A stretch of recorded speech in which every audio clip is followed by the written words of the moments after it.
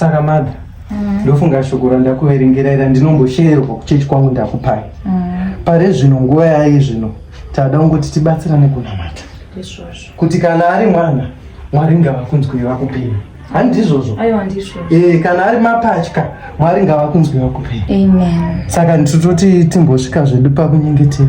Handiti. Aiwa ndizvozvo Mwari. Saka madhara feel free. Buritsai zvese zvepamwe penyapa ngazvibude. Aiwa ndizvo. Kana nenini njatoburitsana asi zvese zvirapa. Ndikuramba ndakaremerwa. Handiti. Amen. Saka ngatinamati. Baba samasimba ose tinouya pamberi penyu Baba. Tichikutendai nekuti muri Mwari. Baba mazvitsei Mwari nezuva ranhasi.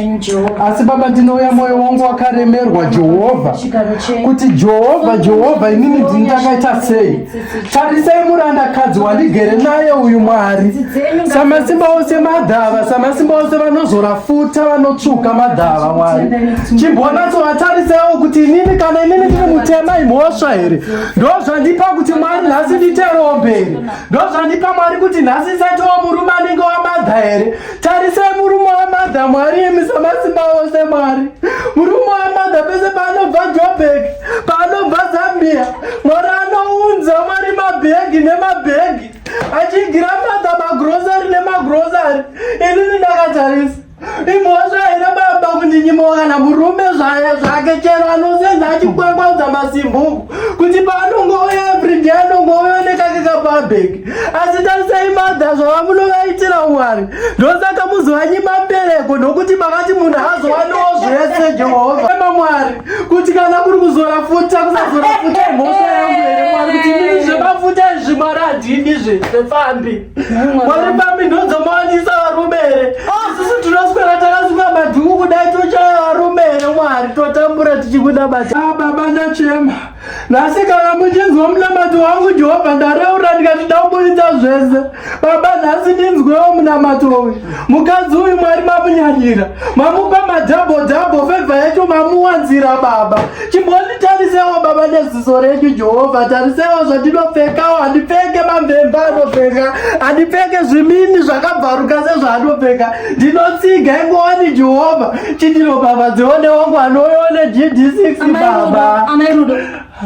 Muna maturudziwa mukunamata asikana. Amusi muri kuita miedzo pamberi pangu ini napene pamberi paMwari. Muna maturudziwa Mairudo. Mairudo mukati muroyeni. Kuroyeni. Aiwa Mairudo munobuda panze imi. Daendero yadanda. Aiwa Mairudo munobuda panze usiku. Hakuna munhu anotya Mwari anonamata munamatiro munoita uyu. Aiwa. Inini hapana chakaipa.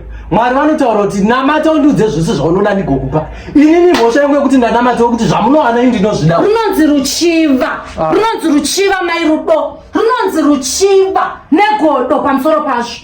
This is not a rightful prayer. Munamata wokupiwo. Amairudo musaite ruchiva imi. Amairudo musadaro imi. Mother, isusu tiri pakunyengetera mwana wenyu. Saka mhosva yekuti ndiri kukunyengetera. Aiwa, regai zvenyu asikana ndinonamata ndega nemabvi angu aya. Ende ndinonamata zvekuti kupfuura inini. Zvamuri kuita izvi, godo neruchiva zvinofambidzana. Godo neruchiva zvichizoperera neuroyi. Ini ndabuda ini. Saka makundipuma uroyi. Sarai Mairudo handinamate nezvinhu zvakadai. Handinamate nemifuti ndapfira pasi. Makaoma. Ngaindi. Iwo Mwari vanobva vamunyanyira mazidhabho kubva wamba woti skin akapuhwa, structure akapuhwa, murume apuhwa, zvese apuhwa ko inini imhosva. Igai muombereko zvinorwadza manje. Zvinonekwana kwake zvese koko mbereko yekumuchemedza. Good one. Ngaendi.